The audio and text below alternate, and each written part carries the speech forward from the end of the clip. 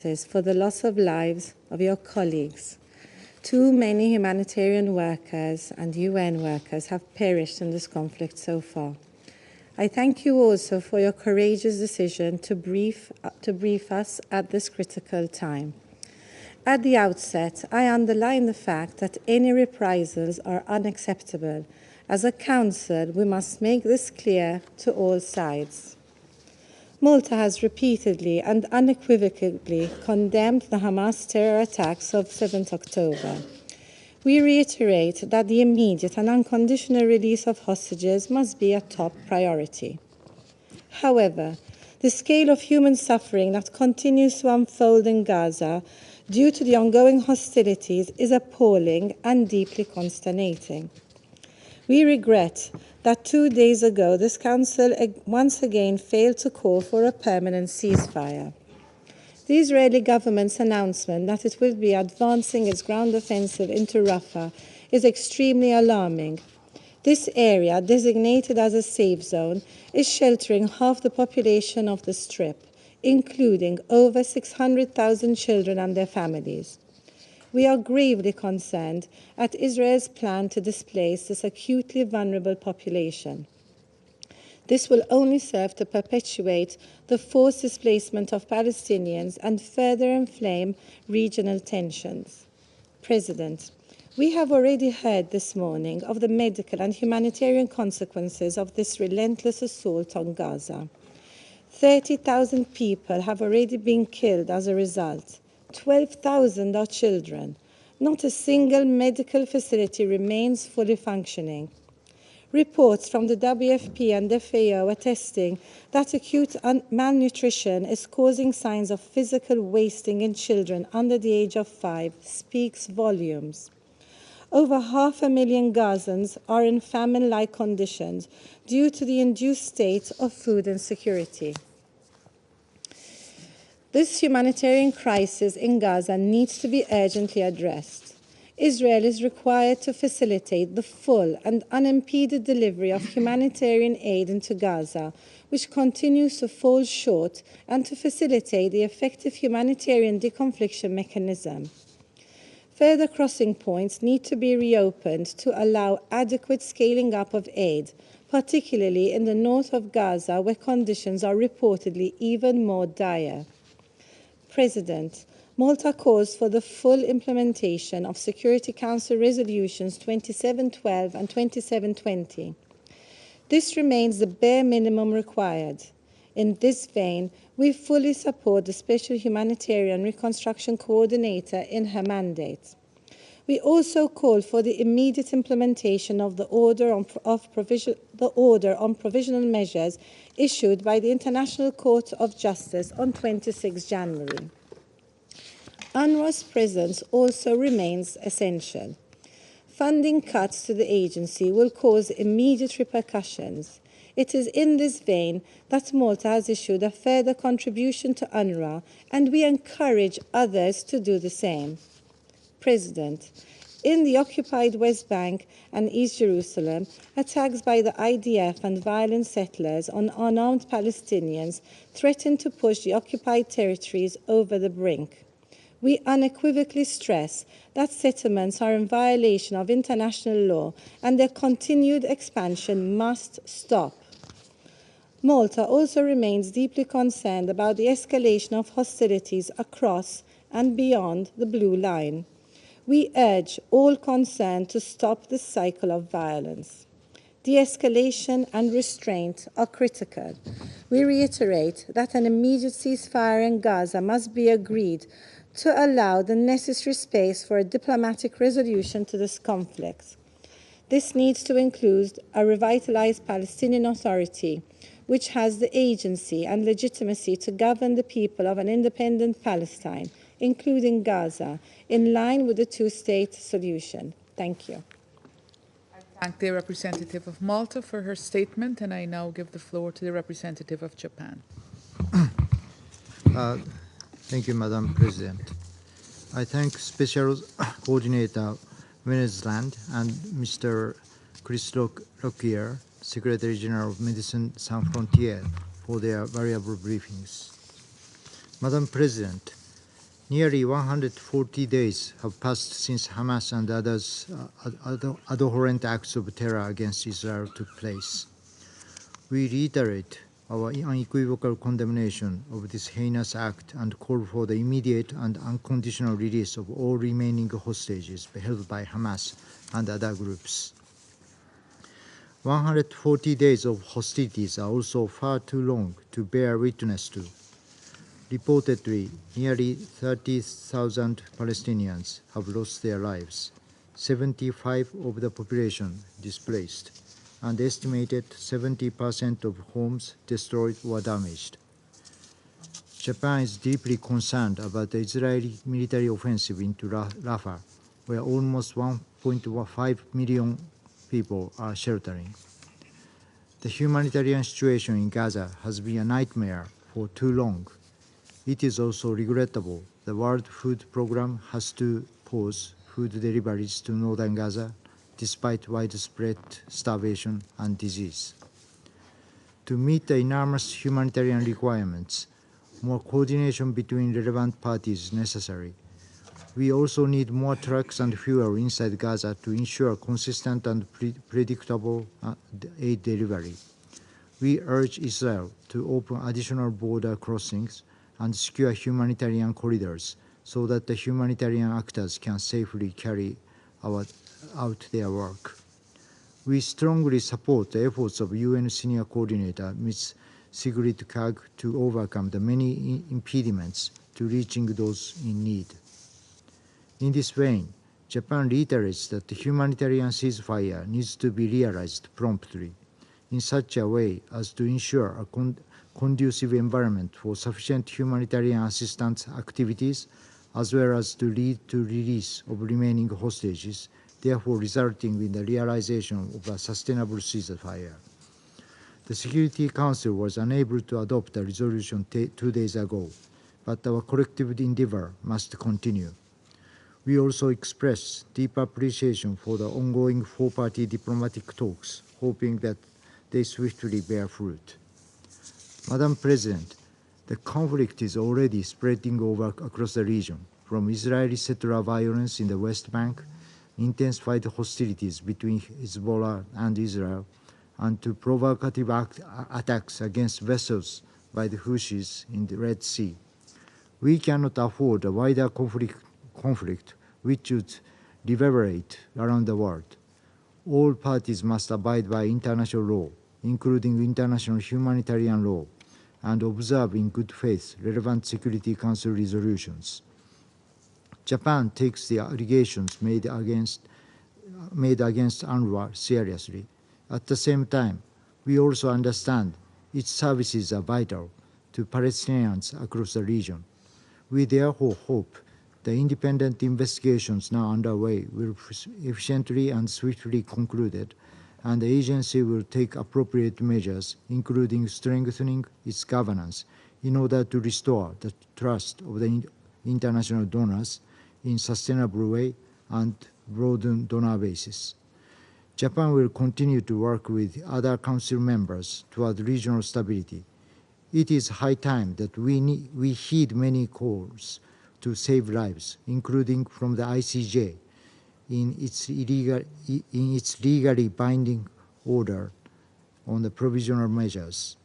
To conclude, I would like to stress that de-escalation and the humanitarian ceasefire are prerequisite for the ultimate goal that we all wish to see, which is two independent states, Israel and Palestine, living side by side in peace and security. I thank Madam President. I thank the representative of Japan for his statement, and I now give the floor to the representative of the United Kingdom. Thank you, President, and thank you, Special Coordinator Wennesland, for your briefing today. Mr. Lockyer, I join others in offering condolences to the families and friends of those who have lost their lives, and also I salute the courage of those who have decided to stay.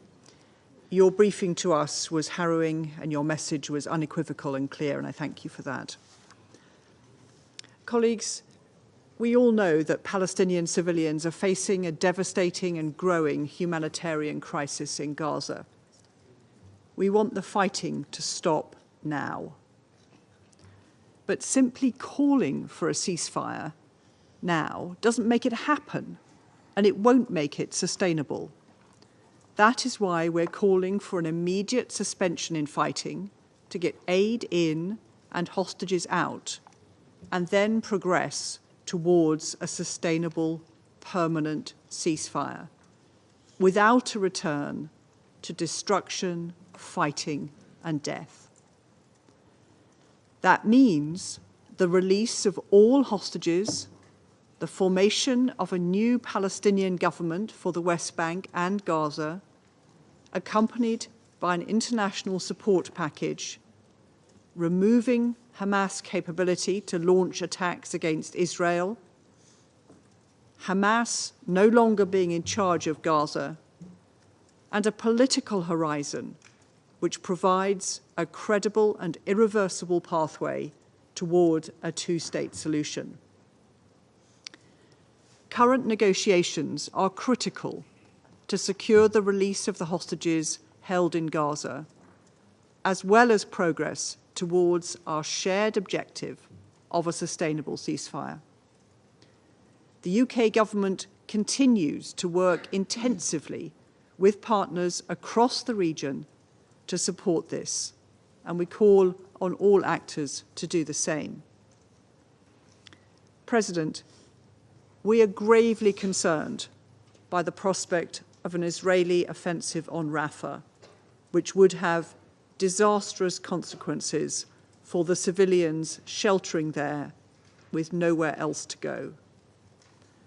Over half of Gaza's population are sheltering in the area, and the Rafah crossing is vital to ensure aid can reach the people who so desperately need it. That is why the immediate priority must be a suspension in fighting, which is the best route to secure the safe relief of hostages and significantly step up the aid reaching Gaza. We're also gravely concerned that the UN World Food Programme has had to pause deliveries of food aid to northern Gaza. We continue to stress the need for Israel to support the UN to distribute aid effectively across the whole of Gaza, including in the north, as the Special Coordinator referred to, and for Israel to open more crossing points into Gaza. Nitzana and Kerem Shalom must be open for longer. Israel must also ensure effective deconfliction in Gaza and take all possible measures to ensure the safety of medical personnel and facilities. As we approach Ramadan, we urge all parties to call for calm and not inflame tensions around the holy sites. We call on everyone to respect their sanctity and security. Now, more than ever, we need to generate momentum towards a permanent peace, and the UK will continue to work intensively in support of a two-state solution which guarantees justice, peace, and security for the people of two states, Israel and Palestine. I thank you. I thank the representative of the United Kingdom for her statement, and I now give the floor to the representative of Switzerland. Merci. Thank you, Madam President. Like my colleagues, I would like to thank Special Coordinator Tor Vennesland and Chris Lockyer for their presentations, which can hardly leave us indifferent. We are appalled by the recent attacks in Al-Mawasi, where family members of MSF staff were killed. These fatalities add to the growing number of victims that we have to mourn. I express my sincere condolences to the families of all the victims and to your organisation, and let me express my admiration for all humanitarian workers remaining there to work under these circumstances. It is our duty as members of the Security Council to reaffirm our commitment to the principle of humanity, which is today being severely tested in the Middle East. This principle underpins the rules of international law, in particular international humanitarian and human rights law, and binds us together in our common essence. We regret, therefore, the failure to adopt a resolution calling for an immediate humanitarian ceasefire. Today, as we've heard, over 75% of the population in the Gaza Strip is displaced. Hundreds of thousands of civilians are under siege, facing starvation and epidemics. Most of them in Rafah, a refuge for over 1 million civilians fleeing the fighting and a vital conduit for humanitarian aid to Gaza. Switzerland is deeply concerned about the catastrophic humanitarian consequences that a large-scale military offensive in Rafah could have, both directly for the civilian population as well as for the delivery of humanitarian aid. We condemn the fact that hostilities continue to claim numerous civilian victims in Gaza. We now count almost 30,000 people killed, the majority of them women and children. In 4 months, repeated bombardments of densely populated urban areas have destroyed 70% of Gaza's civilian infrastructure. We also reiterate our firm condemnation of the acts of terror and indiscriminate attacks by Hamas since the 7th of October, and our repeated calls for the immediate and unconditional release of the hostages. International humanitarian law prohibits the taking of hostages and demands that those that are not party to the fighting, whether detained, wounded or ill, be treated humanely. In accordance with Article 1 that's common to the Geneva Convention, Switzerland calls on all parties to the conflict to strictly respect international humanitarian law and to take concrete measures to spare and protect the civilian population. This includes the fundamental principles of distinction, proportionality and precaution in the conduct of hostilities. In this sense, Switzerland also recalls that indiscriminate rocket fire is prohibited by international humanitarian law. It is important to reiterate that medical units, such as hospitals, must be respected and protected in all circumstances. They enjoy special protection under the Geneva Conventions, Article 20, and they must not be attacked or used outside their humanitarian function to commit acts harmful to the enemy. We are deeply concerned by the consequences of the collapse of the health system in the Gaza Strip on civilians, including nearly 70,000 wounded. According to Article 55 of the Fourth Geneva Convention, and I quote, "The occupying power has the duty to ensure the provision of food and medical supplies to the population. This must be done now." In this respect, the International Court of Justice has been clear. Israel must take effective measures without delay to enable the provision of urgently needed basic services and humanitarian aid throughout the Gaza Strip. Switzerland reminds Israel that it must comply with the court's order, and in particular take the necessary measures to this end. As we have heard, already fragile humanitarian aid operations cannot be kept afloat without adequate security guarantees and sufficient access for humanitarian personnel. In the short term, we see no alternative to UNRWA in saving lives, providing shelter and organizing assistance to civilians in Gaza. Following the serious accusations made against certain UNRWA employees, we expect independent investigations to shed full light on these allegations and call for all necessary cooperation to this end. Madam President, we must work now to protect civilians displaced within the Gaza Strip. This must be an integral part of the future Palestinian state, living side by side with Israel in peace and security. Switzerland remains ready to support diplomatic efforts on the ground. A humanitarian ceasefire in Gaza is necessary, also to achieve regional de-escalation as quickly as possible. We stand ready to cooperate with all members of the Council to find a consensus in the search for a solution that can put an end to human suffering and revive the prospects for peace. Thank you for your attention. I thank the representative of Switzerland for her statement, and I now give the floor to the representative of China. Thank you, Madam President.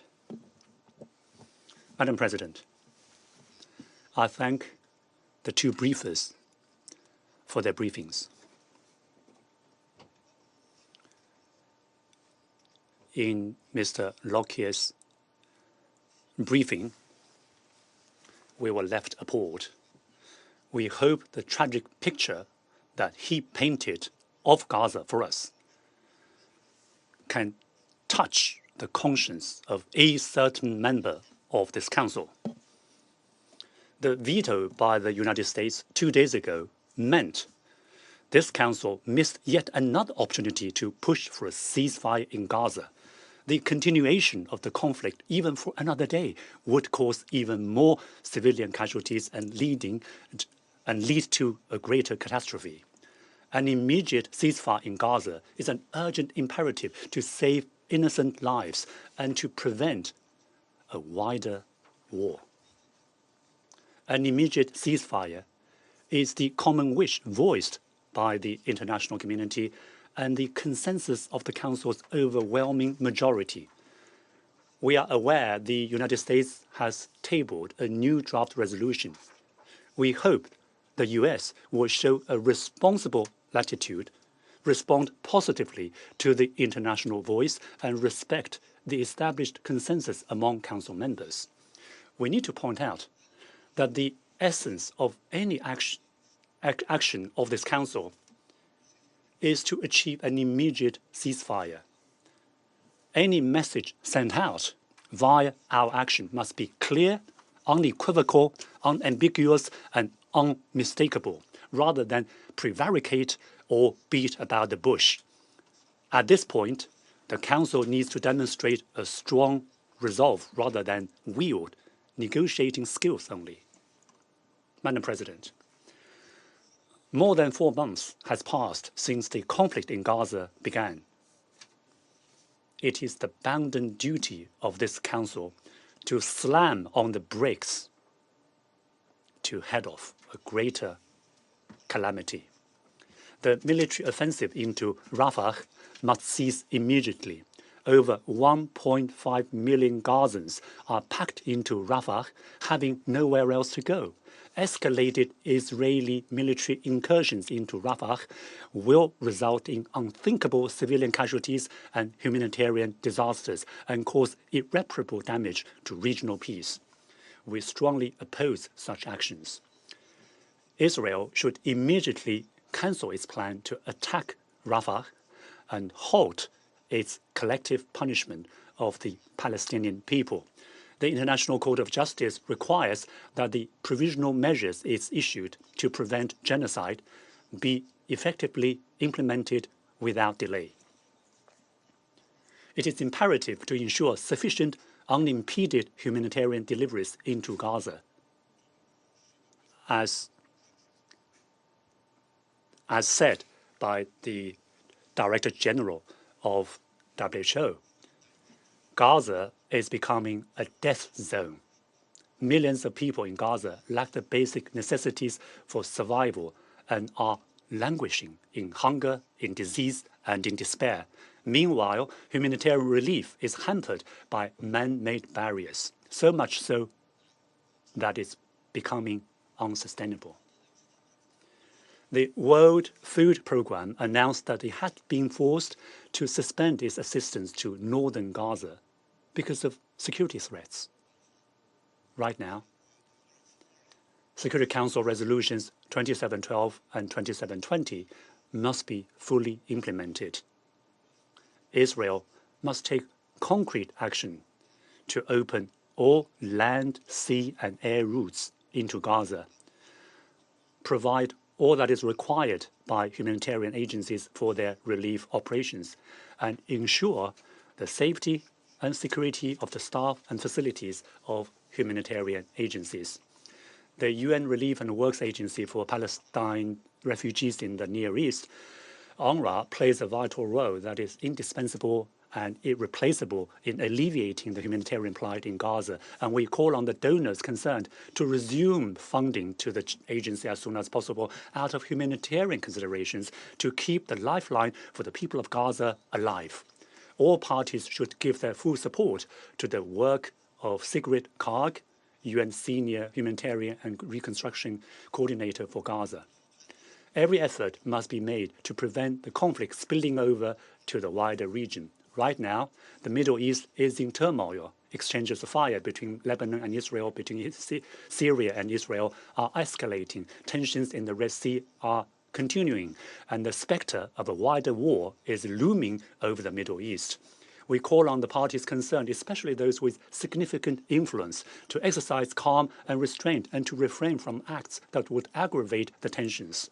Parties should endeavor to stop war through peace and break the vicious circle where violence is repaid with violence and the swivel door of conflict doesn't stop spinning. The political horizon afforded by the two-state solution must be given a new lease on life. Independent Palestinian statehood is not a gift given by one party to another in charity, but an inalienable right of the Palestinian people as a nation. We are gravely concerned by the recent repeated public dismissal of the two-state solution by some Israeli politicians and their rejection of any international effort towards independent Palestinian statehood. Gaza is an inalienable part of Palestine, and the two-state solution is the minimum dictate of international justice and the only viable path towards the settlement of the Palestinian-Israeli issue. China urges Israel to stop without delay eroding the foundation of the two-state solution, halt the forced displacement of Palestinian civilians, and cease the searches, the arrests, and the raids in the West Bank. The historical wrongs suffered by Palestine must be righted, and Palestine's long-cherished aspiration for independent statehood must be fulfilled. China supports Palestine becoming a member of the United Nations as soon as possible and calls for the convening of a larger, more authoritative and more effective international peace conference to push for a comprehensive, just and lasting solution to the question of Palestine. Thank you, President. Thank the representative of China for his statement, and I now give the floor to the representative of France. Madam President, I wish to thank Mr. Venesland and Mr. Lockyer for their briefings. As has been mentioned by the President of the Republic of France, Emmanuel Macron, it is critical to, without further delay, to reach a ceasefire agreement on Gaza which guarantees the protection of all civilians. The human toll and the humanitarian situation are catastrophic. There is a vital need to deliver en masse humanitarian assistance to the people in Gaza. In this regard, there is an imperative need to open the Ashdod port, a direct land route from Jordan, and all access points to the Strip. There is a need to spare no effort to facilitate the efforts of the Special Coordinator, Sigrid Kaag. Israeli military operations need to be put to an end. France emphatically opposes the Israeli offensive in Rafah. Such an offensive is liable to further worsen the humanitarian disaster. France opposes a forced displacement of people. There is a need to have a clear principle of distinction, necessity, proportionality, and proportion upheld. France also opposes any forced displacement of people. This would constitute a violation of international humanitarian law and would pose additional risks of further escalation. We call for the release of all hostages immediately, without preconditions. This is stipulated in resolutions 2712 and 2720. The Security Council needs to prioritize this. There is a need to firmly condemn the 7 October terrorist attacks perpetrated by Hamas and other terrorist groups. France recalls its unstinting commitment to Israeli security and our solidarity with the Israeli people in the wake of the terrorist attacks.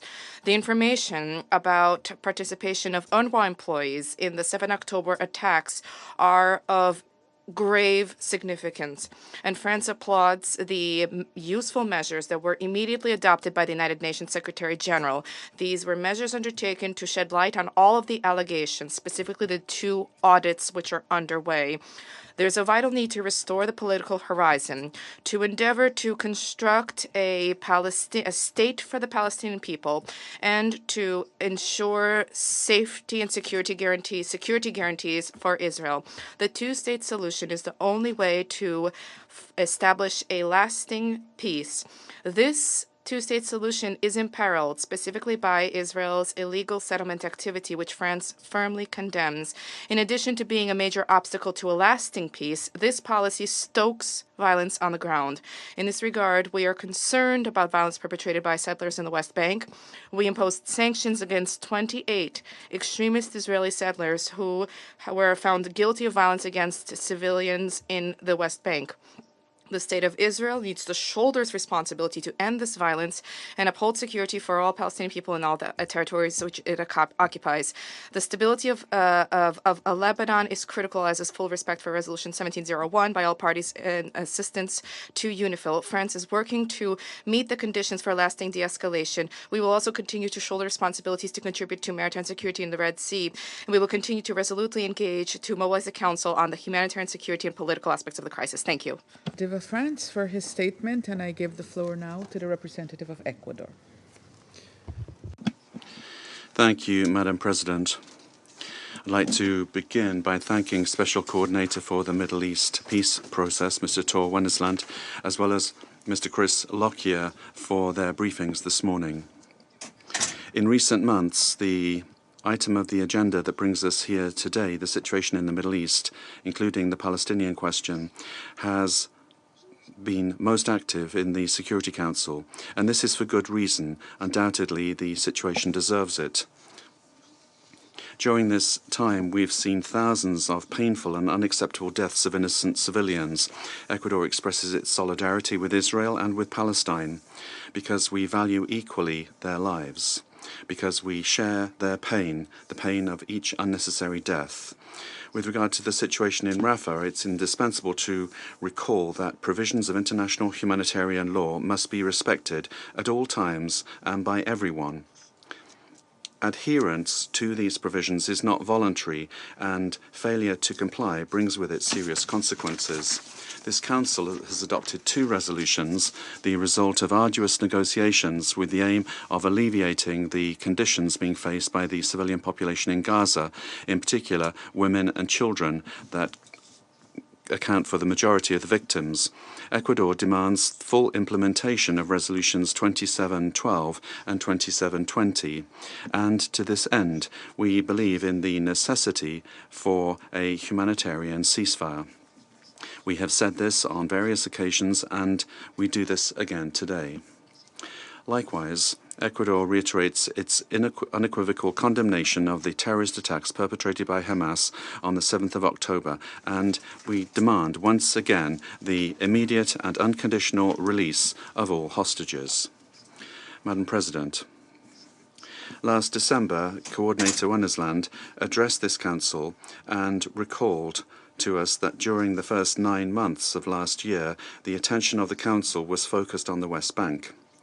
What is happening in Gaza should not lead us to ignore what continues to happen in that region.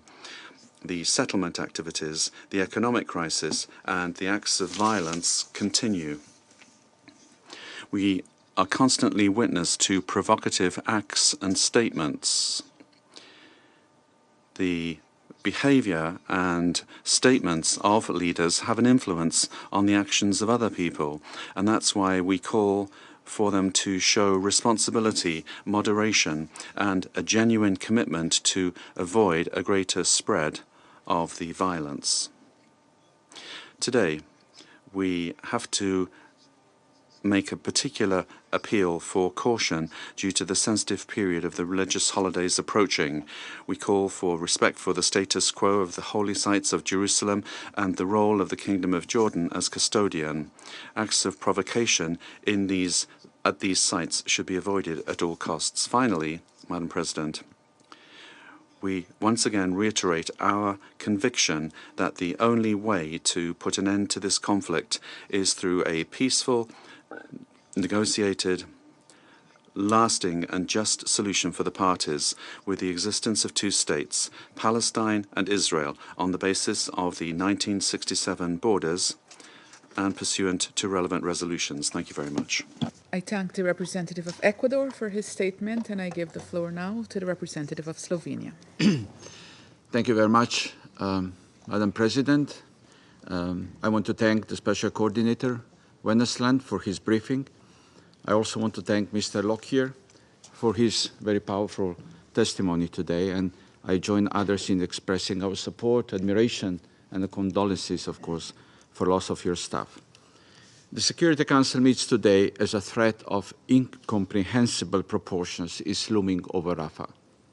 I cannot but feel this unimaginable catastrophe is looming also over the Security Council, which has not been able yet to rally behind the call for a ceasefire and for silencing the skies over Gaza and Israel. What future is waiting for us, the international community, if we continue to be indifferent to the tears of 17,000 unaccompanied minors having witnessed unimaginable horrors of death and destruction? What kind of the Council have we become if we remain untouched by the tearful briefing that we heard today by the Secretary General of Médecins Sans Frontières? What is the future of the international community if the most fundamental principles of the international system and international humanitarian law, decades in the making, are crumbling in front of our eyes? I want to reiterate our deep concern over the grave violations of international humanitarian law and human rights law that we continue to witness in Gaza. From indiscriminate bombings, forced displacement, targeting of protected buildings and personnel, including hospitals and medical and humanitarian staff, to preventing the delivery of much-needed humanitarian aid to the people in Gaza, including water, food, fuel, and medicine supplies. Among violations, we consider with the same gravity also taking civilian hostages, preventing ICRC to get in touch with them, and preventing delivery of medicines they urgently need. I would like to take this opportunity to reiterate once again our distress over the working conditions, safety, and security of medical and humanitarian personnel and UN staff in Gaza. Stories of hospital sieges and convoys, ambulances, crews, and shelters being attacked are horrifying. We applaud the courage of humanitarian, medical, and UN workers and organizations and their dedication to saving lives. Slovenia has assumed its share of responsibility to alleviate the humanitarian crisis in Gaza. Just today, the government of Slovenia made additional contribution to UNRWA and is committed to providing further support in the future. Tomorrow, in cooperation with Jordan, Slovenia will provide a substantial amount of in-kind assistance to Gaza. Meanwhile, the violations of international humanitarian laws are continuing unchallenged, and they are weakening the power and sanctity of the rules of war, 75 years of which we are going to mark later this year. What consequences will these violations have for the safety of humanitarian and medical personnel in other and future conflicts? Madam President, it has been almost 4 weeks since the ICJ order on provisional measures. It is alarming that we have not seen a change in the way military operations are carried out. On the contrary, there is a continuing threat of an imminent Israeli ground invasion of Rafah, where massive civilian casualties are imminent. We are urging the Israeli government to restrain itself from carrying out such plans. We are condemning the statements and plans proposing mass displacement of Palestinians from Gaza and strongly reject them. To be clear, any displacement of the Palestinian population from Gaza could constitute another grave breach of international human rights law and international humanitarian law. Like we did 2 days ago and on every occasion in this Council, I would like to put on record our clear condemnation of the horrific Hamas attack on 7 October 23 and call for the immediate and unconditional release of all hostages.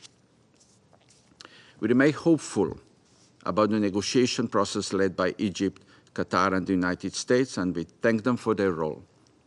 We expect both parties to engage in negotiations in a meaningful way and conclude them now. We have been discussing regional spillover since the start of this conflict. The messages of many countries and citizens have been clearer and sharper recent weeks. We fear this conflict is spiraling out of control. We are observing gradually deteriorating conditions in the West Bank, along the Blue Line, in the Red Sea, but also in Syria and wider. Every conflict situation in the Middle East has its own root causes and its own spoilers. But nobody can deny that a ceasefire in Gaza would have a calming effect on the rest of the region. Only political solutions can bring peace and security to the whole region, and it is the responsibility of this Council to pave the way for them. The pathway to peace and to the two-state solution can only be built on an inclusive political process with a vision for the future. Slovenia continues calling for an international peace conference to address a two-state solution in a comprehensive manner. Thank you. I thank the representative of Slovenia for his statement, and I give the floor now to the representative of Sierra Leone. Madam President, I thank Mr. Tor Wennesland, Special Coordinator for the Middle East Peace Process, and Mr. Christopher Lockyer, Secretary General, Médecins Sans Frontières, for their timely, comprehensive, but also sobering briefings.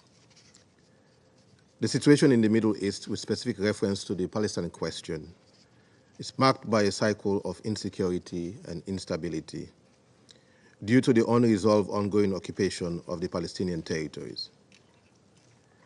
This fragility has been recently exacerbated by the 7th October 2023 attack by Hamas on Israeli civilians, which we strongly condemn. Regrettably, the current war in the Gaza Strip, which has ensued, continues to rage, causing grievous harm to civilians. The war in Gaza has also threatened stability in the Middle East region. The severity of the situation at this stage is an indication that what should be foremost amongst our priorities as a Council is focusing on ending the war in Gaza and ensuring the release of all hostages held by Hamas and other armed groups. Sierra Leone remains deeply concerned that Resolutions 2712 and 2720 adopted by this Council have not been fully implemented. We remain deeply concerned about the parties to the conflict's consistent failure to comply with international law, particularly international humanitarian law. We are gravely concerned about the failure to protect civilians, civilian objects, and humanitarian workers. The reported figures of casualties among civilians and humanitarian workers across the Gaza Strip since the 7th October 2023 attack are deeply disturbing. It is distressing to note that over 29,000 fatalities have been recorded, a greater percentage being women and children. According to UNICEF, this does not include the 1 million children in need of mental health and psychosocial support, and the 17,000 children unaccompanied or separated from their parents. Our deep concern about the destruction of civilian infrastructure extends to acts of perfidy and military operations being executed in healthcare facilities, including the Nasser Hospital Complex in Khan Yunis. Such actions pose threats to patients and medical personnel obligated to be protected under international humanitarian law. We recognize the bravery and commitment displayed by United Nations personnel and a host of other humanitarian and medical workers who endeavor daily to provide life-saving aid to civilians in need amidst ongoing hostilities in Gaza. To the relatives and friends of all those who have lost their lives since the start of the conflict, we express our deepest condolences. This Council, however, can offer more than condolences and deep concerns. This Council is mandated to do more. The collective security scheme and the responsibility that accompanies it behoves this Council to do more. As we stated 2 days ago, we are deeply worried that over 140 days now, 130 days in the conflict in Gaza then, the Security Council was unable to adopt another resolution, even with 13 affirmative votes. The resolution would have called for an immediate humanitarian ceasefire demanding the immediate and unconditional release of all hostages, rejecting forced displacement of the Palestinians, reiterating the call for full, rapid, safe, and unhindered humanitarian access in Gaza, and the optimal political solution of a two-state solution, which could not be adopted. Madam President, the situation in the wider Middle East region is becoming increasingly volatile as a result of the grave situation currently unfolding in the Gaza Strip. The fallout from the Gaza conflict is being felt throughout the Middle East and beyond. The reported incident of air raids and firing of rockets in southern Lebanon and northern Israel, respectively, is deeply concerning. The continuing maritime attacks in the Red Sea by the Houthis in Yemen must stop. Responses to the Houthis' attack must also comply with international law. The relevant resolutions of the Security Council must be respected. Given this situation, Sierra Leone has the following observations and immediate action points. Firstly, the ongoing bombardment and imminent intense military operations in the Gaza Strip, with a spotlight on the impending attack on Rafah City, will further worsen the current humanitarian situation being endured by civilians who cannot access basic essentials like water, food, electricity, and medical supplies. Therefore, we emphasize the need for an immediate humanitarian ceasefire. The Security Council is primarily responsible for the maintenance of international peace and security, and thus we expect this Council to adopt a resolution that unambiguously calls for a humanitarian ceasefire. Secondly, we acknowledge the ongoing diplomatic negotiations being mediated by the United States, Egypt, and Qatar, and we sincerely look forward to having a positive outcome. The ongoing diplomatic negotiations done in good faith can complement or be complemented by a Security Council resolution that demands a full and unconditional humanitarian ceasefire and the release of all of the hostages unconditionally. Thirdly, we call on parties to the conflict to respect and comply with the 26 January 2024 order of the International Court of Justice to, inter alia, enable the provision of urgently needed basic services and humanitarian assistance to address the adverse conditions of life faced by Palestinians in the Gaza Strip. Fourthly, we urge Israeli settlers and Palestinians in the West Bank and other actors in the wider region to refrain from any unilateral or provocative action or activity with the potential to inflame further tensions. In closing, Madam President, Sierra Leone regrets the serious allegations based on information provided by Israel implicating 12 UNRWA staff members in the 7 October 2023 attacks in Israel. We welcome the swift action by the United Nations and the immediate activation of the investigation by the UN Office of Internal Oversight Services. We urge for a comprehensive and speedy conduct of the investigations and urge all relevant parties to comply with the investigators and cooperate with them. Sierra Leone acknowledges the pivotal role played by UNRWA in providing humanitarian assistance to the 1.9 internally displaced Palestinians in the Gaza Strip, but also to Palestinians in the West Bank, Syria, Jordan, and Lebanon. We therefore reiterate our call for the continuation of vital funding to facilitate UNRWA's indispensable operations. I thank you.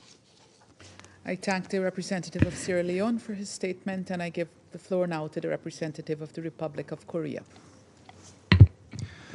Thank you, Madam President. I thank Special Coordinator Tor Wensland for detailed briefing and Secretary General of MSF, Christopher Lockyer, for a vivid testimony that I believe touched member states in this room. The current catastrophe in Gaza started in the fall of last year, and we are now heading toward spring. For a period of more than 4 months, civilians in Gaza have suffered excessively, experienced the worst winter without adequate shelter, food, and clothes. The number of facilities in Gaza, 70% of whom are women and children, is outrageous. This tragic situation must come to an end. Over the last 2 weeks, the world has been gravely concerned with possible ground operations in Rafah, where more than half of the Gazan population is densely packed, seeking safety and security for themselves and their children. Extensive military operations in Rafah will lead to another great calamity. This must not happen. And any forcible transfer of Palestinians outside Palestine, including the Gaza Strip, is simply not acceptable. Madam President, Ramadan, the holy month for Muslims, is fast approaching. Yet the situation in Gaza has seen little improvement. Indeed, more than 70% of civil infrastructures, such as homes, schools, and hospitals in Gaza, are now completely destroyed or badly damaged. More than 1 million children are in need of mental health support, and 17,000 children are reported have been orphaned. 2.2 million people, almost everyone in Gaza, are at imminent risk of famine. All these figures are hard to believe, but tragically, these difficult facts tells the ongoing reality for Gaza and its people. Yet we must not forget that the Israeli citizens are also suffering. More than 100 hostages are still being held in Gaza, and their family members are desperately waiting for any news of their beloved ones. Hamas and other militant groups are still firing rockets from Gaza into Israel. At the same time, regional tensions are expanding, bringing imminent danger of greater conflagration. The Blue Line between Israel and Lebanon is facing a constant risk of further intensification of the current armed conflict. And the attacks against vessels on the Red Sea by the Houthis are ongoing. All across the Middle East, including in Iraq and Syria, instability and tensions are at an alarming level. All actors in the region should pursue de-escalation, considering the combustible moment we collectively face. To stop the atrocities in Gaza and Israel, and to ease the perilous tensions in the region, we once again call for a humanitarian ceasefire in Gaza. The terrorist attacks by Hamas on the 7th of October must be resolutely condemned. But Israel's right and duty to protect itself and its citizens must be carried out in full compliance with international law, including international humanitarian law. Madam President, the Republic of Korea supports every effort to achieve a cessation of hostilities. Thus, we voted in favor earlier this week of the resolution calling for a humanitarian ceasefire. Korea also appreciates the efforts being undertaken by key stakeholders in the region, including Egypt, Qatar, and the United States to this end. Korea hopes that the hostilities will soon end. However, we are also deeply worried that even after the current situation ends, agony and sorrow will be deeply rooted in both Palestine and Israel, bearing a high risk of relapse. As such, it is high time for the international community, notably the Security Council, to realize the two-state solution, which is the only viable way toward a brighter future underpinned with peace, security, prosperity, and the dignity for all. I thank you, Madam President. I thank the representative of the Republic of Korea for his statement, and I give the floor now to the representative of Mozambique. Madam President, Mozambique thanks the Guyana Presidency for convening this briefing on the situation in the Middle East, including the Palestinian question. We extend our deep appreciation to Mr. Tor Wennesland, Special Coordinator for Middle East Peace Process, for his briefing and for important work he and his team have been doing at this difficult hour. We are grateful to Mr. Christopher Lockyer, Director General of the Médecins Sans Frontières, for his insight update to the Council. Madam President, the ongoing crisis in Gaza continues to be a matter of great concern to the international community as a whole. The situation is dire, with humanitarian needs escalating rapidly. The escalation of hostilities has been killing people and causing devastating consequences on critical civilian infrastructure, aggravating the humanitarian crisis that affect particularly women and children. Facilitating secure and unimpeded humanitarian access across Gaza is crucial in order to save millions of lives, since people depend exclusively on humanitarian assistance. Efforts to address the crisis in Gaza Strip have not been successful so far. Full implementations of Security Council resolutions will constitute a step in the right direction.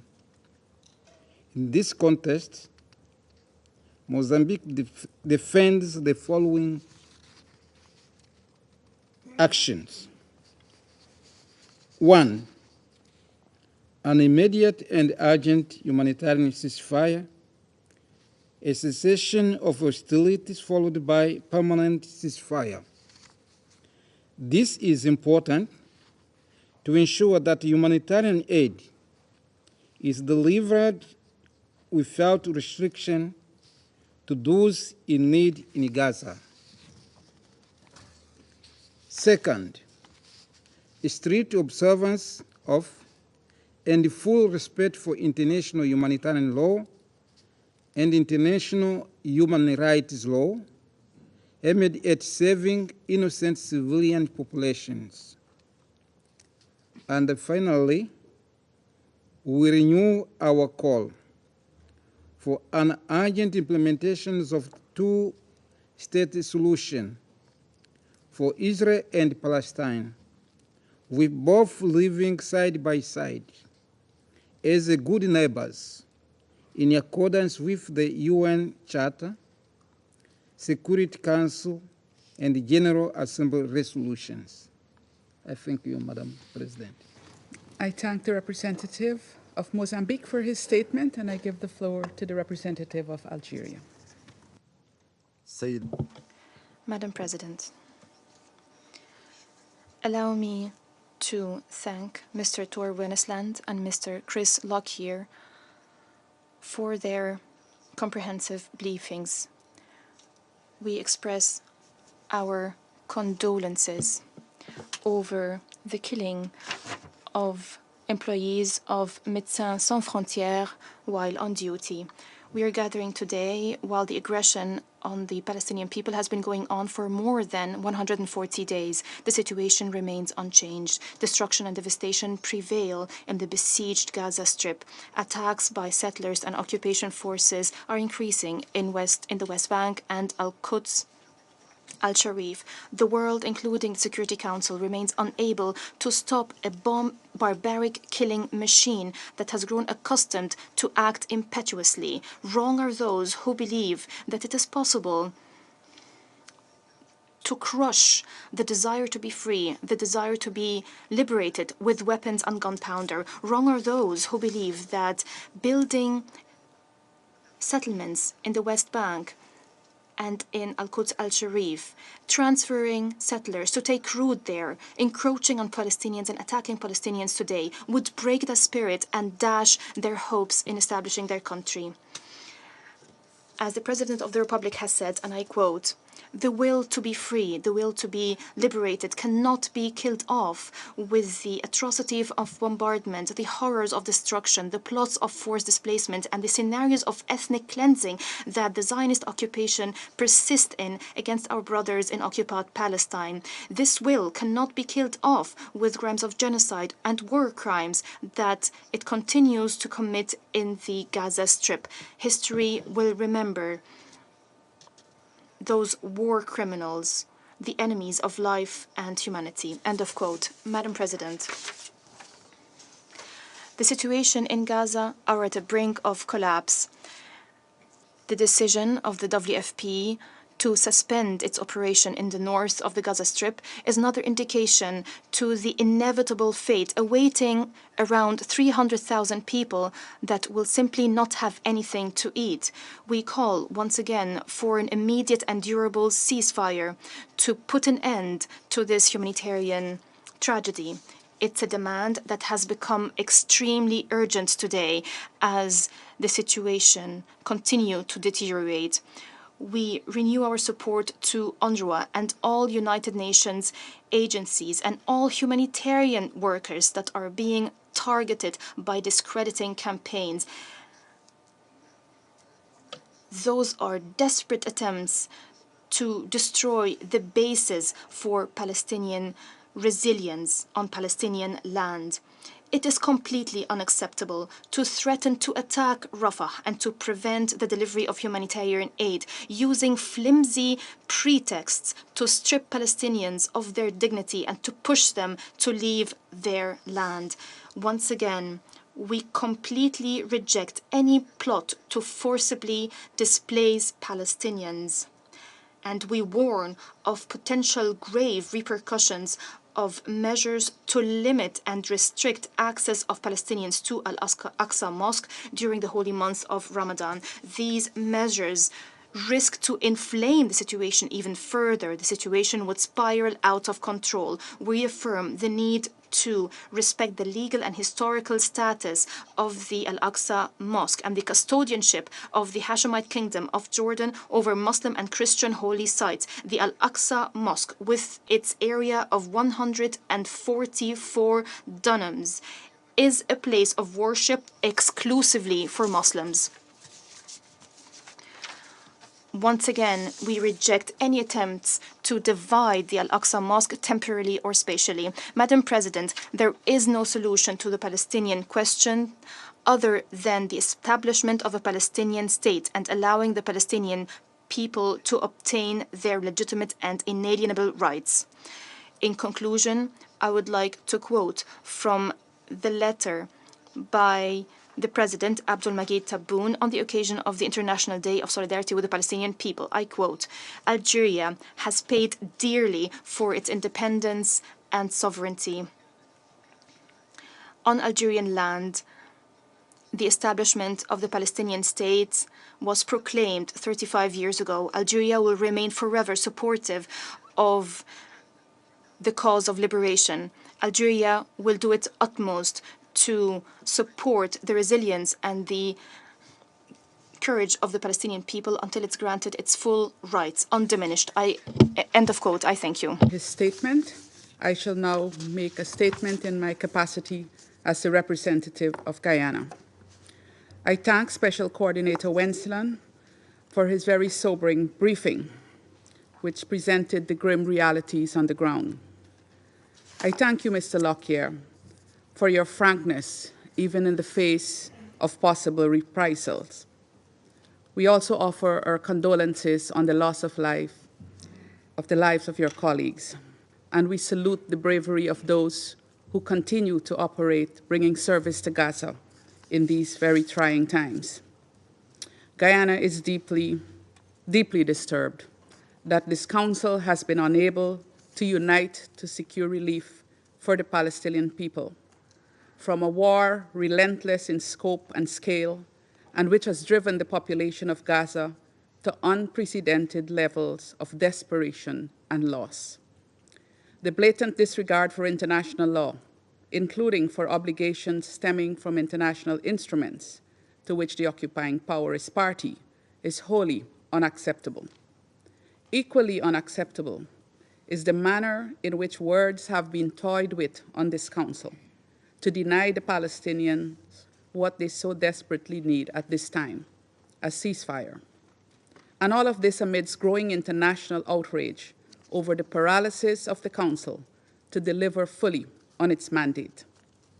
Palestinians in Gaza have been pushed from the north to the very south of the Strip, forcibly displaced many times over, killed and injured in the process, and with no means of escape. They have now been cornered in Rafah, faced with the impossible choice of a forced transfer outside of Gaza or becoming the targets of the instruments of war. The Council has to stand up now for Gaza. Colleagues, we know the conditions in Gaza. We have heard more about this morning. We know that the population is starving and suffering in the cold. We know how women and children are disproportionately affected by this senseless war. We know that the healthcare system has broken down, with essential medical supplies not allowed in at scale, and hospitals the targets of military operations. Humanitarian supplies into Gaza are subject to slow and stringent verification processes, with only a trickle of aid entering the Strip. Desperation among the population is therefore high. As we think about Gaza, we are deeply concerned whenever we consider the psychological trauma on top of everything else that people are experiencing. We think of the children. Each time we meet here to discuss Gaza, we hear of misery on top of misery on top of misery. What else needs to happen before we are compelled to end this misery for the people in Gaza? Guyana also acknowledges with sadness the many UN and other humanitarian personnel whose lives have been lost in the war. We also recognize those who continue to give selfless service under these extremely difficult conditions and stress that their safety and security should be equally concerning to us as a Council. The funding cuts to UNRWA are also having a detrimental impact, given the critical work of the agency both in Gaza and in the West Bank. For us, these cuts are tantamount to collective punishment for the Palestinian people. Guyana appeals for the restoration of funding for UNRWA and for other donors to scale up funding to the agency. We have made our own contribution just recently. The events in Gaza are having a tremendous impact on an already volatile region, creating legitimate concerns about a regional conflagration. Guyana calls on all parties to exercise restraint and to refrain from actions that would only further exacerbate the situation in the region.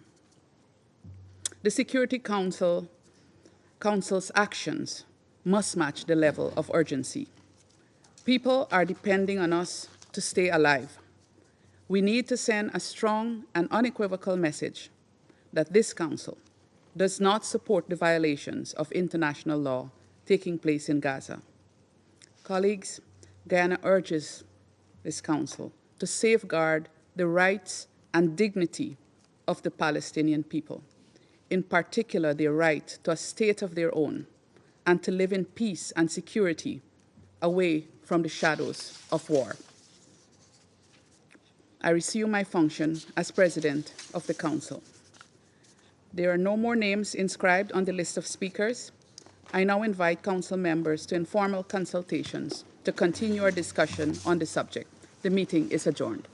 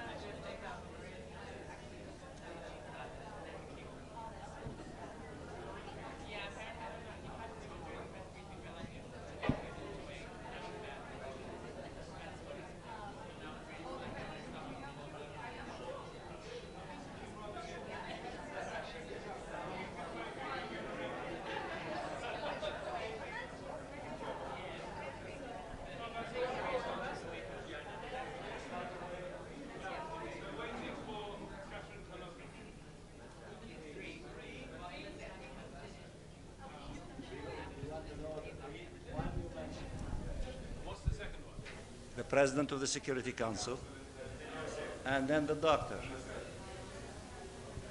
Then after that, it would be me. So that we have to see what they have to say so that I can give you more. Well, I am going to tell you also, among other things, about the GA. Not only the GA. Not only the GA. Okay. Also the Security Council.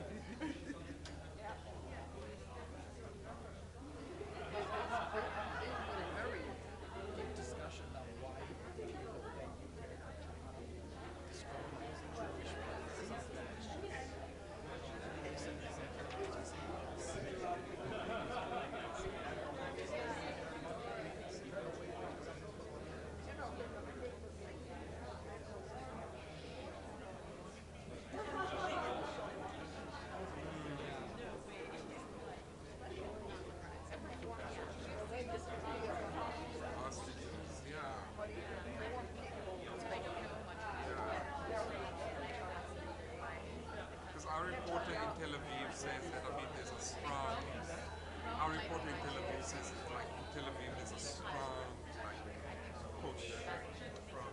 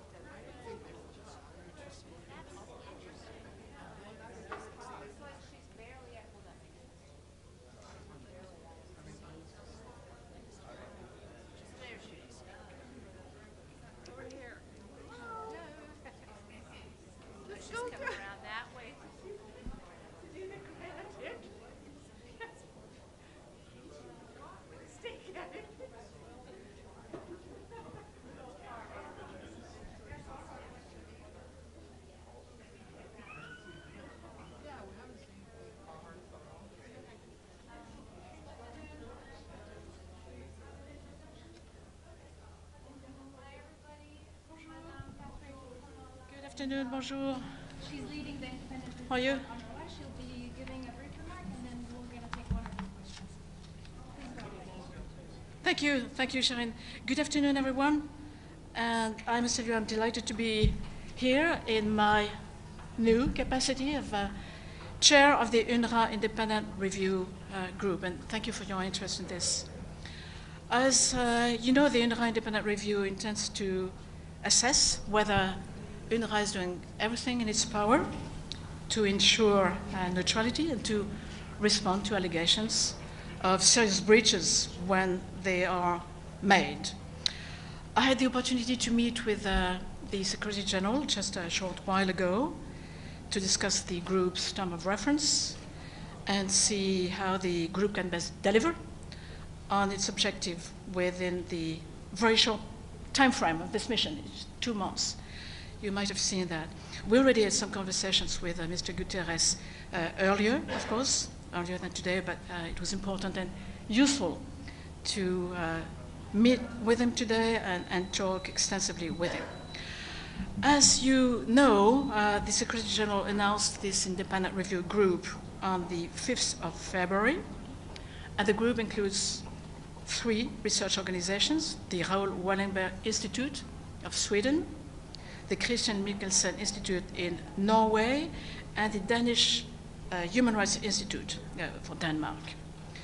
We officially started our mission about a week ago on the 13th of February, so 1 day ahead of time, which is always good, by meeting at the United Nations in Geneva. And I had then a working session with the 3 teams of these 3 institutes Monday in Copenhagen. And some researchers of the institutes are already deployed in the region. They are currently in Amman. We're expected to submit an interim report to the Secretary General by the end of March, or before the end of March, because it is March 20th. And a final report must be completed by the 20th of April this year. So it is a very short time frame. We do our best to reach the objective that we've been assigned. And the final report will be made public. I'd like to make very clear, even if you might have questions about that, I want to preempt the questions. The role of the review group is not to investigate on the allegations of the potential involvement of some UNRWA personnel in the October 7th attacks. This is done in parallel within the UN by the OIOS, so it is separate. What the independent review group will do is investigate, I repeat, how UNRWA works with neutrality, as it must.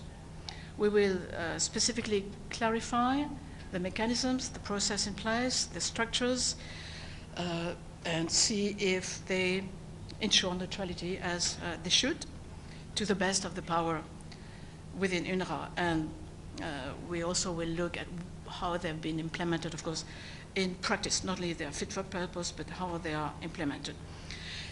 And we will also make, if necessary, recommendations as per the terms of reference.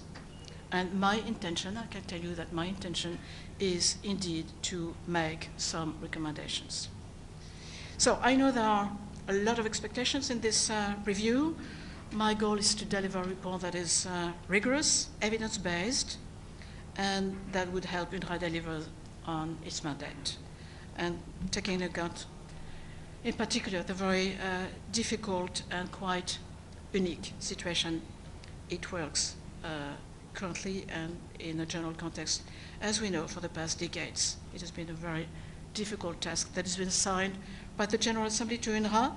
The context is even more difficult, but we do our best so we can help UNRWA deliver on this mandate given by the General Assembly. So that's it for me. I can take a couple of questions, then I have to rush to a series of meetings, including quite soon. Okay, let's start. EDA. Up to you. Thank you very much, Madam Colonna. Edith Lederer from the Associated Press. Good to see you again, ma'am. Nice to see you. 2 questions. First, can you tell us if you've spoken to the Israelis and have they promised to cooperate with your investigation? And secondly, what was the message that you received today from the Secretary General? Thank you for those 2 questions. Of course, it would be useful. It is, in my view, absolutely necessary to meet with Israeli officials, as well as with the Palestinian authorities, and with, as many as I can, member states, donors especially. So a request has been issued to meet with Israeli officials. I don't have an answer back, but we just started a week ago, and I think I sent my letter or the note verbal the day before yesterday regarding Israel and the PA. I will use the opportunity of my presence in New York today and tomorrow, leaving Saturday, to meet some foreign ministers that will come to New York for a different reason, the Ukraine meeting of the Security Council. But I will liaise with as many member states as I can. Second, the message delivered to me today by the Secretary General is actually the message that he delivered to me, not today, but when he proposed me to take over this very sensitive and hopefully useful mission, that is to find the ways and means to see if UNRWA works within its power, and in that context that we all know, does everything it can to ensure neutrality, which is one of the basic principles of the agencies, and a principle that's difficult to respect in the current circumstances, but must be respected. So I see absolutely no other desire from the Secretary General but to go and ensure as much as we can, as much neutrality that could be reached within the context of today. James Bays from Al Jazeera. In terms of cooperation with the Israelis, you say you requested it, and yet the United Nations acted on Israeli allegations, and yet the UN says it's never seen the evidence that those allegations are based on. So should the Israelis not only be cooperating with you, but with the United Nations and the OIOS, and doesn't set a very good precedent for your inquiry that they're not actually providing the evidence to the United Nations? And even the US intelligence communities reported today that they cannot verify and haven't been given all the evidence. Is it not time for Israel to show all the relevant parties what they have so that the UN and the international community can get to the bottom of this? If I may not correct you, but be precise in my sayings, I did not ask Israel for its cooperation. I'm positive, and I have no reason to believe that there would not be such cooperation. I asked Israel, I put forward a request for a meeting with the Israeli government. So let's assume that the cooperation will be there anyway, but my request is on a meeting, not on the cooperation. I'm not the best placed person to answer your question, because again, these allegations are not taken in charge by the review group. They are of the responsibility of OIOS, and so you should address your question to this section of the United Nations. I'm sure that they do hope to receive information, if not evidence, but this is their task. It's a separate issue. Don't take press questions, sadly. I'm sorry, but I'm not the OIOS. I have enough to do. Maybe one last question, because these French ladies have a privilege. I'm not representing France here. I was happy to do it in the past, but We're interested. I'm Carrie Norton for Le Monde, Radio France et Radio Suisse.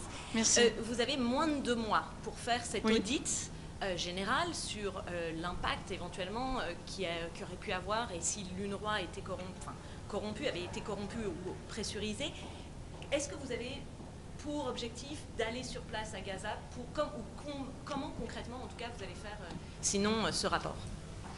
L'objectif, en effet, de cette mission importante et délicate, je le redis, qui nous a été confiée par le secrétaire général, est de permettre aux donateurs, aux plus grands d'entre eux, mais en fait à tous, de retrouver, lorsqu'ils l'auraient perdu ou lorsqu'ils auraient des doutes, confiance dans la façon de fonctionner de l'UNRWA, de façon à permettre à l'UNRWA d'accomplir son mandat.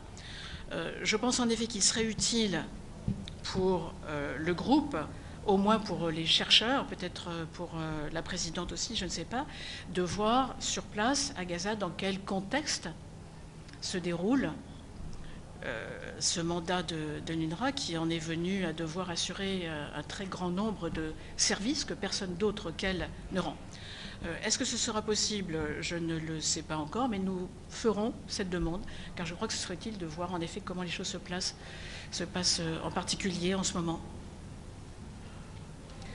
Okay, thank you so much. No regrets. OIOS? Will you be sharing information? I'm sure we can talk, but this is separate. I want to be very clear that their mission is separate, and my mission is not to investigate. But you'll be asking them for information about UNRWA? No, not so far. I mean, we just have to. So I do not exclude that we have to talk, but this is not the plan. It's really a separate mission. Merci beaucoup.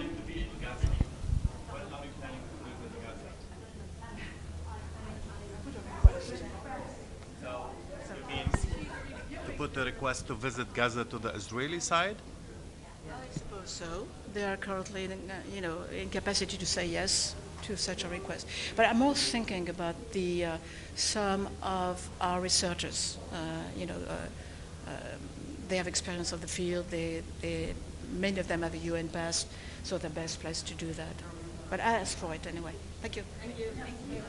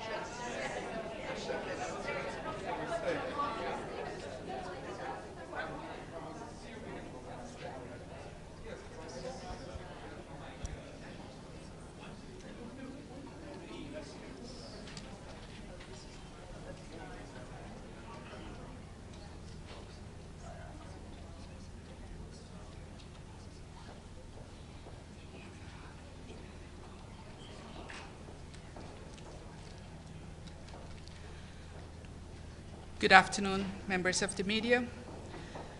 The Security Council today met in closed consultations on their agenda item, Situation in the Middle East, including the Palestinian question, where they received a briefing from Under-Secretary General for Safety and Security, Gilles Michaud, on the safety and security of UN personnel in Gaza. Council members were informed of the dire humanitarian situation in the Gaza Strip and of the extremely difficult and dangerous conditions under which United Nations personnel and the broader humanitarian and healthcare community in Gaza are operating. The Council expressed deep concern over the situation. They expressed sincere condolences on the death of 160 UN staff members in Gaza. They also expressed full solidarity with all UN personnel operating in Gaza and stressed the importance of respecting deconfliction mechanisms for the safety and security of UN personnel and facilities, as well as access to appropriate security equipment. I thank you. Did you discuss the drivers who were killed in the UN convoy by the IDF?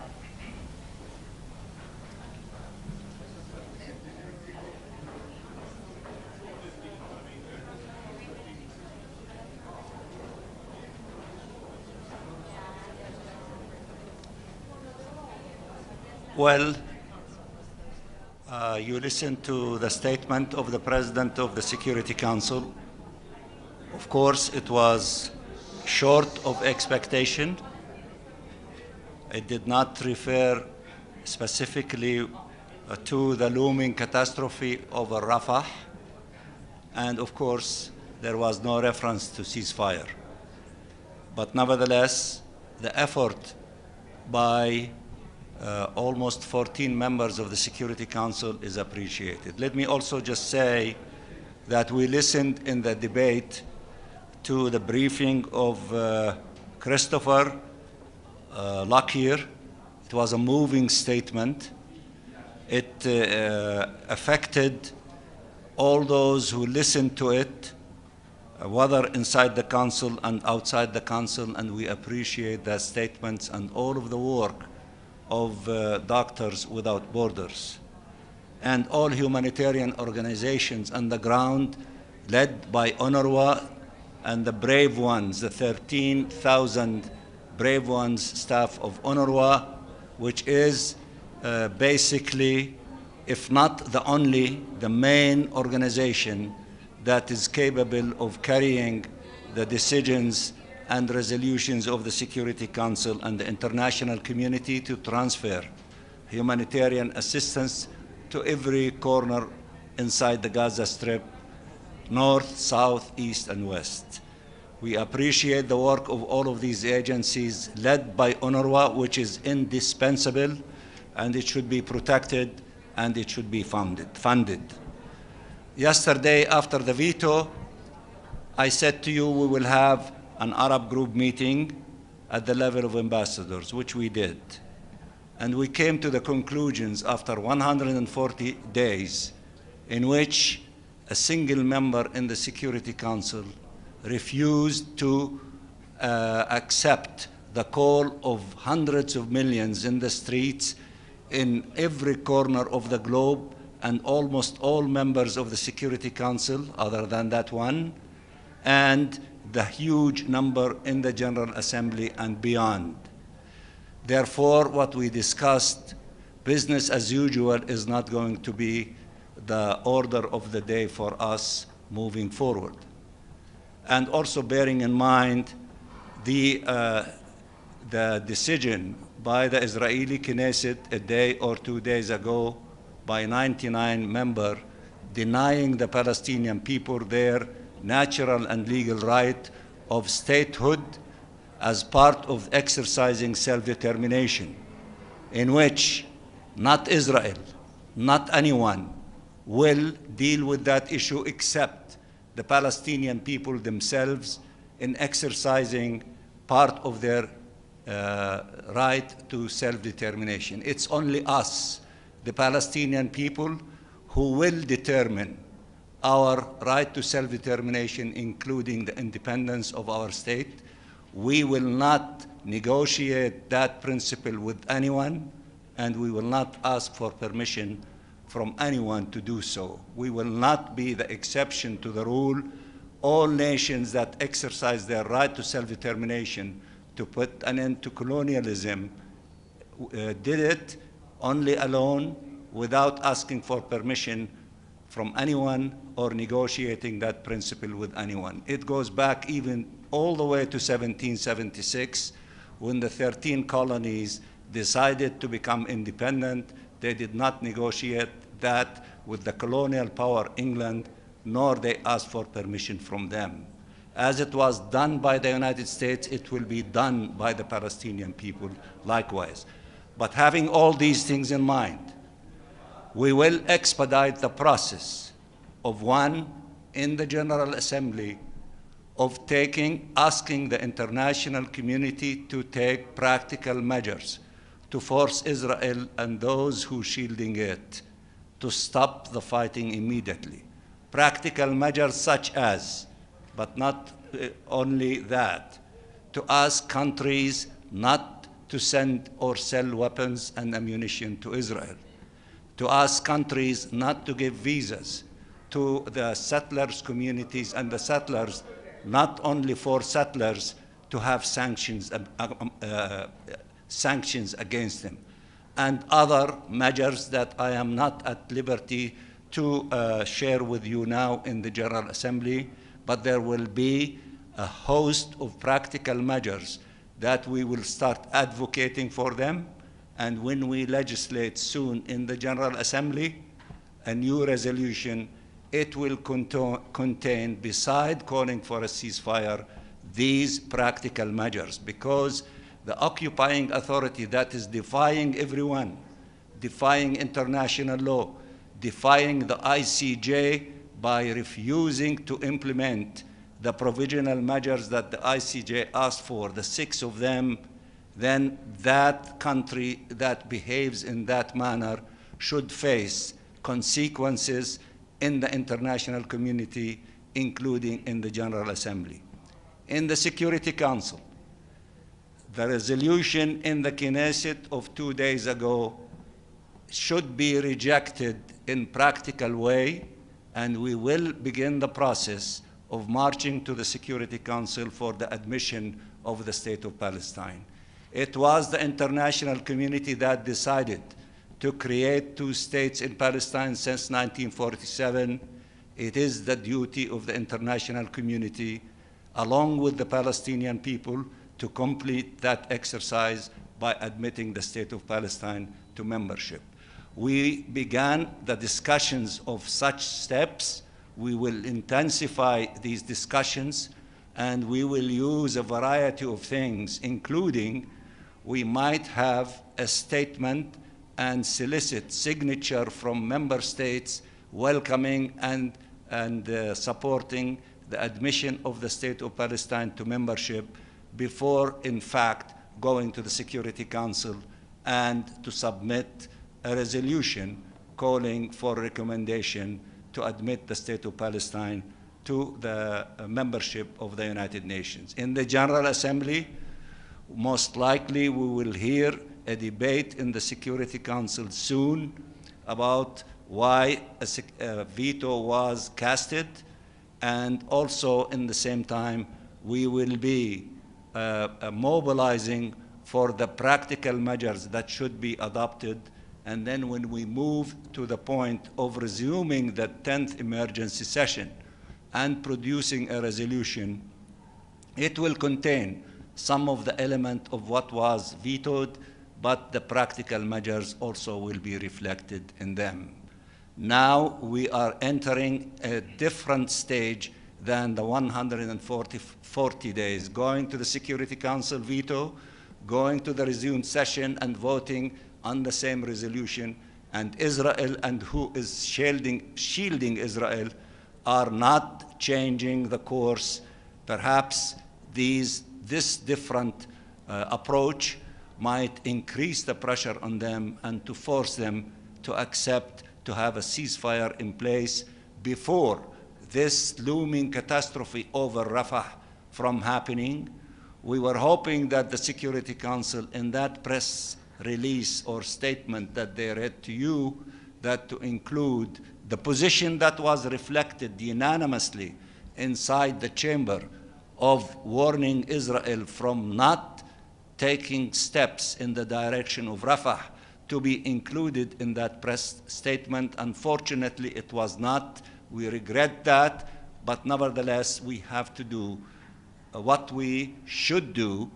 It is different than what we've been doing so far in order to save Rafah from that looming catastrophe and in order to have a ceasefire in place immediately, because only ceasefire would allow for all these things to happen.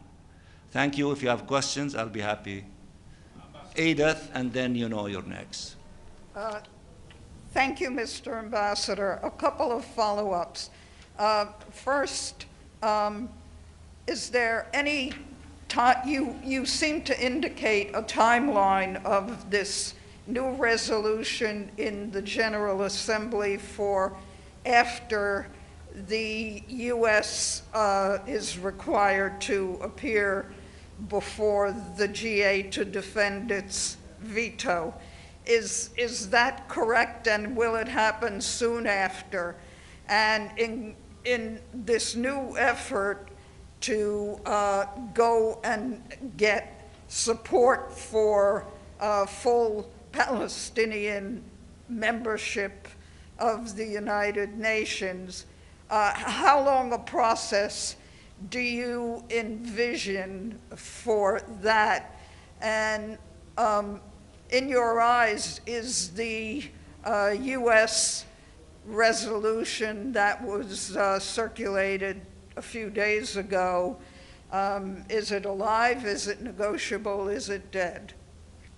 I'll start from the last one. I think that the United States were forced to put something on the table which is a signal of changing course from waiting until the diplomatic parallel effort, including Egypt, Qatar, United States, and Israel, to produce an agreement on the exchange of prisoners, hostages, and so on and so forth. It seems now they are changing that course because of the massive pressure on them from everyone, including the 14 members of their colleagues in the Security Council. That is the signal.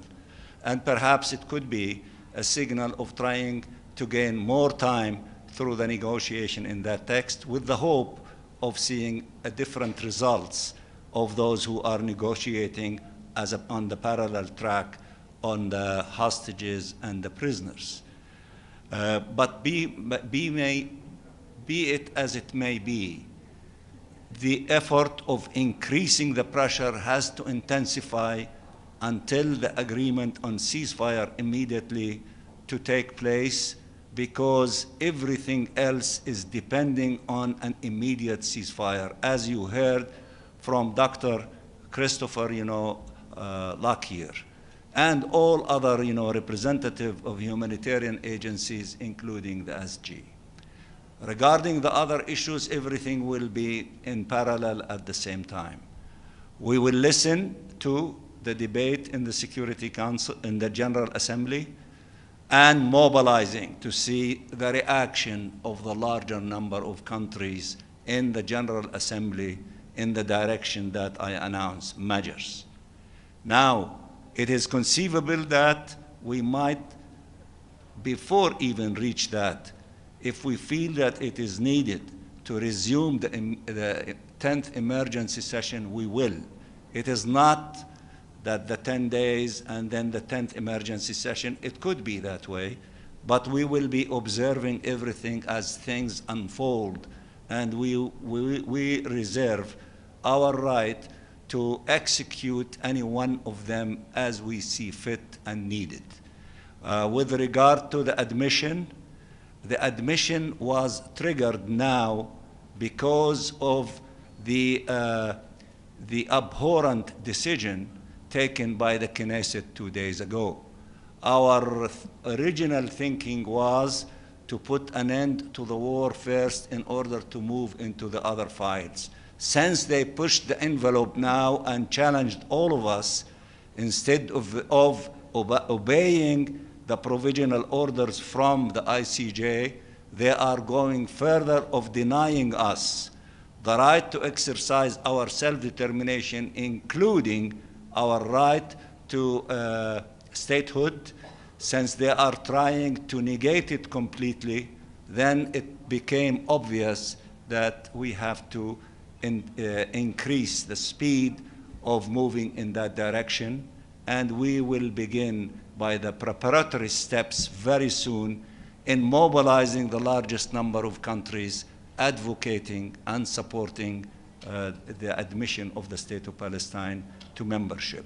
All these things will be together, and you will see you know, that the waves, the political waves containing them as they unfold as quickly as possible. Yes, sir. Yeah, just a little bit of clarification on that, and then I have another question. So the automatic Liechtenstein veto thing is 10 working days, so that takes us to the week of March 4th. You're saying that the GA will schedule that automatically, but if there are events before that, you may call the special emergency session before that, depending on events. Yes. Okay, understood. And in terms of the GA and your plans for membership and going to the Security Council, would you call for a vote in the GA to show that, you said statements, will you call for a vote in the GA to show the strength of feeling in the wider membership that Palestine should be a member, or is it just individual country statements? How would that work? It depends on the timing, but what we might take is to possibly develop a statement and to start seeking signatures of member states to endorse that statement, calling for admission of the State of Palestine to the United Nations. If you remember one time, one of our resolutions in the Security Council, we asked for co-sponsorship from the membership from outside the Security Council, and if I am not mistaken, we crossed the 100 co-sponsorship as a form of maximizing the pressure and the preparation and the support for what will take place later on. So all these things are on the table for us to consider moving at them at the same time. And if we move to a General Assembly resolution, not within the before the 10 days, if we need to, we might reflect that idea as well in that resolution. Ambassador, just quickly on the Security Council statement that you saw the President read with the other representatives here. As you say, it did not mention Rafah. Do you know why it did not mention Rafah? Do you know which member was opposed to that? Because, of course, the US, in their new resolution in OP3, they say Rafah offensive should not proceed. So I'm interested if it was the US that objected to that being in the statement, given the US does have that position in their draft resolution.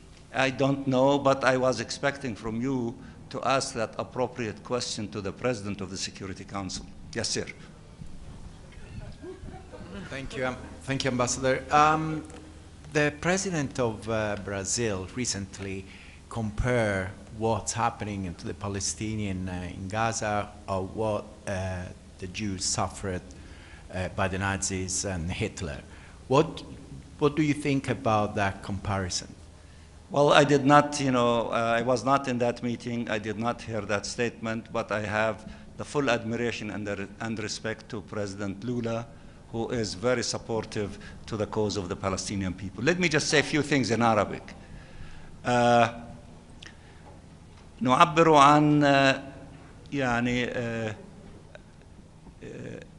اعتراضنا وعدم ارتياحنا على هذه الرسالة التي قرأتها رئيسة مجلس الأمن البيان الصحفي نيابة عنهم لعدة أسباب، من ضمنها عدم التطرق إلى تحذير إسرائيل من عدم الإقدام على الهجوم على رفح، والخطر من التهجير القسري ل1.5 مليون فلسطيني في رفح إلى سيناء، حيث أن هناك إجماع في مجلس الأمن حول هذه المسألة، لكن ذلك لم يتم. بالرغم من ذلك حصل اجتماع مهم للسفراء العرب البارحة بعد الظهر بعد الفيتو الأمريكي لمشروع القرار الذي يدعو إلى وقف إطلاق نار، والذي قدمته مشكورة الجزائر، وتم هناك تبادل الأفكار الأولية على ضرورة اتخاذ خطوات مختلفة ذات طبيعة عملية عما أقدمنا عليه حتى الآن في 140 يوما في محاولات مضنية في مجلس الأمن والجمعية العامة لوقف إطلاق النار، ولكن هناك عضوا في مجلس الأمن لم يستجب إلى هذا الطلب بعد. لذلك سنقدم في مسعانا في الجمعية العامة ليس على اعتماد القرار الذي عطل في مجلس الأمن فقط، وإنما سنضيف عليه مسائل عملية عديدة من نمط دعوة الدول إلى عدم بيع أسلحة وتسليح إسرائيل وإمدادها بالذخيرة، من نمط أن التعامل مع المستوطنين دون إعطاء أي منهم تأشيرات سفر لأي دولة، وليس اتخاذ خطوات عقابية ضد 4 أعضاء من المستوطنين كما فعلت بعض الدول، وخطوات عملية أخرى ندرسها وسنعكسها بشكل ملموس في مشروع القرار الجديد الذي سنقدم عليه في الأيام القليلة القادمة. بالإضافة إلى ذلك، ونظرا لما أقدمت عليه سلطة الاحتلال الإسرائيلي في الكنيست قبل يوم أو يومين من التصويت ب99 صوتا ضد الدولة الفلسطينية، الأمر الذي نرفضه بشكل كامل، لأن الدولة الفلسطينية كتعبير عن جزء من حقنا في تقرير المصير، نحن الشعب الفلسطيني، هذا ليس مطروح لا للمفاوضات ولا لإذن من أحد، هذا حق حصري وطبيعي وقانوني للشعب الفلسطيني في ممارسته لوحدهم، وليست إسرائيل أو غيرها هم الذين يعطون إذنا أو توقيتا عن متى يمكن أن نمارسه. لن نكون الاستثناء. كل الدول التي ناضلت ضد الاستعمار والكولونياليزم وأنجزت استقلالها مارست حقها في تقرير مصيرها لوحدها حصريا، وليس بطلب إذن من أحد أو التفاوض مع أحد بشأنه. وكونهم أقدموا على هذه الخطوة فإن ذلك سيسرع من خطواتنا تنفيذا لقرار القمة العربي والإسلامي وقرار قمة عدم الانحياز الأخير، والدعم الواسع من دول أخرى في التقدم إلى مجلس الأمن في مسألة العضوية الكاملة لدولة فلسطين بأسرع وقت ممكن. وربما نقدم في هذا الصدد على خطوات جديدة من نمط تحضير عريضة نجمع عليها تواقيع من عدد كبير من الأعضاء في الأمم المتحدة معلنين تأييدهم للعضوية الكاملة لدولة فلسطين، قبل أن نتقدم في الأيام القليلة القادمة لمجلس الأمن بطلب العضوية الكاملة لدولة فلسطين. هذا موقف معلن للقيادة الفلسطينية والشعب الفلسطيني منذ زمن، ومتروك لنا تحديد التوقيت له. التوقيت له الآن أصبح وارداً بعد الخطوة سيئة الصيت والسمعة التي أقدمت عليها الكنيست الإسرائيلي، ونطلب من المجتمع الدولي أن يؤيد طلبنا انسجاماً مع الإجماع الدولي حول حق الدولتين. وشكراً. سؤال سريع، هل عندك أي تعليق بالنسبة لمشروع القرار اللي وزعه الطرف الأمريكي على حيثيات هذا المشروع؟ وكذلك أنتم تحدثتم عن مشروع قرار في الجمعية العامة والتقدم بطلب لمجلس الأمن، هل هنالك إطار زمني محدد لهذه الأمور؟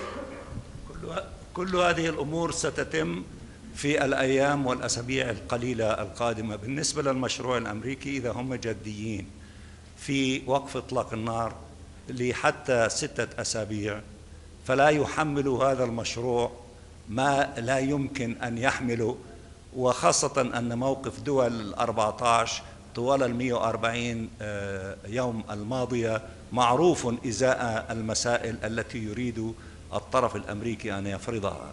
فإن هم جديون فيقصروها على وقف إطلاق النار للفترة الزمنية التي يريدوها، ويسمحوا لنفسهم وللآخرين الذين يتفاوضوا معهم بشأن الصفقة أن تتم الصفقة في فترة وقف إطلاق النار إن كانوا جديين. ولكن إن أرادوا أن يكسبوا الوقت بطريقة مختلفة بعد أن وصلت الضغوط عليهم ذروتها والغضب من زملائهم في مجلس الأمن من تعطيل مجلس الأمن بسبب سوء استعمال الفيتو من قبلهم، فأعتقد أن هذه المراوغة أو الحركة الجديدة لن يكتب لها النجاح إن كانوا جديين في وقف إطلاق نار لمدة 6 أسابيع ليركزوا على هذه المسألة بشكل أساسي ويتناقشوا بشكل جدي مع زملائهم حولها، أو أن يفرضوها على إسرائيل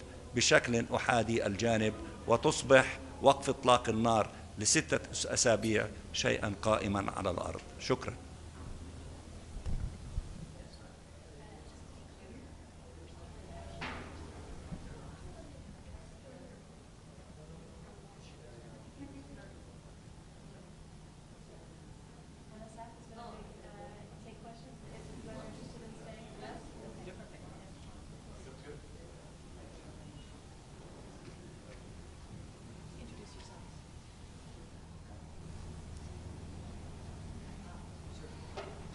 Hi, so my name is Chris Lockyer. I'm the Secretary General for Médecins Sans Frontières.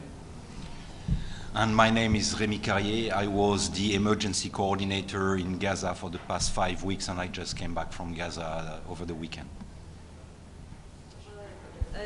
Hi, my name is Ibtisam Azem, Al Arab Al Jadid newspaper. I have 2 questions. First, since you came back from Gaza, if you could elaborate on what you saw and what, I mean, we saw the news, but if you could elaborate more. And the second question, in your remarks to the Security Council, you talked about the fears that your colleagues on the ground are having because of your statement today, that there will be maybe also repercussions or whatever steps against them more than you already facing and the bombing. Could you elaborate on that? Thank you. Sure. Our staff are living in fear on a daily basis, and what I talked about in terms of the incident that happened 2 days ago is an acute and contemporary example of that. We've had multiple incidents, as I said, in terms of we've had two incidents now where our staff shelters have been hit. We've had our convoys attacked. We've had bombs into our hospitals, and so I think it's only natural that the people who are staying behind, working every day for our patients, are seeing this fear. They're seeing this pattern, and they're terrified on a daily basis.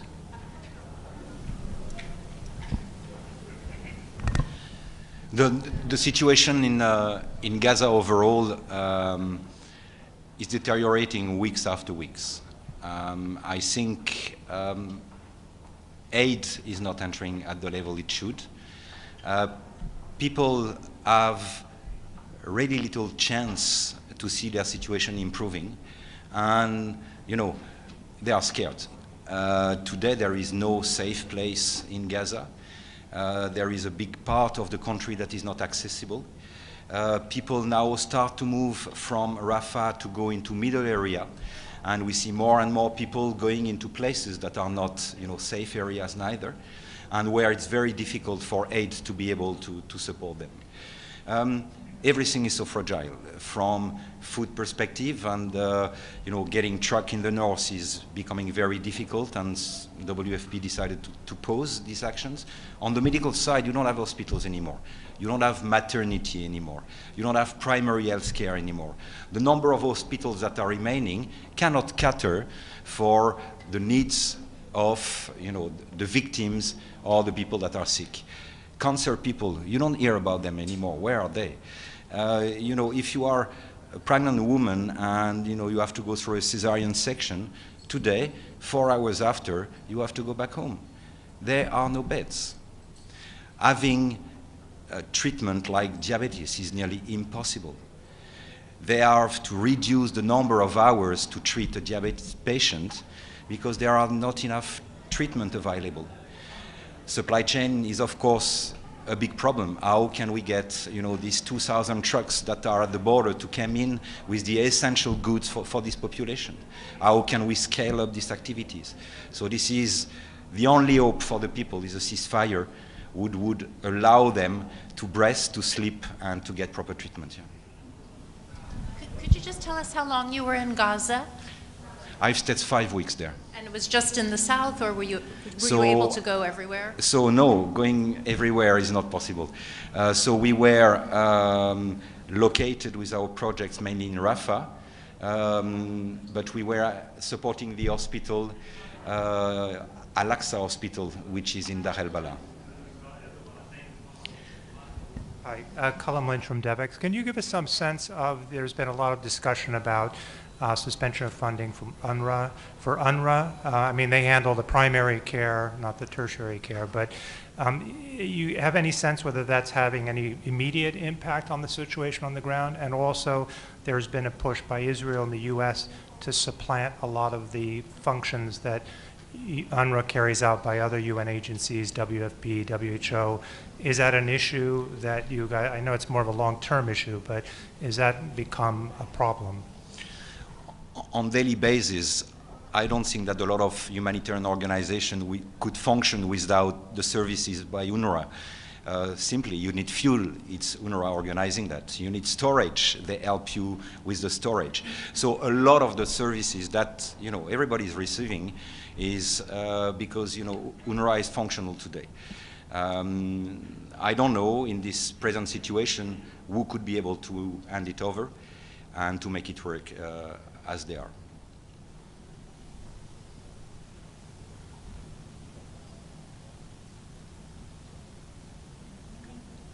Thank you. Thank you to you.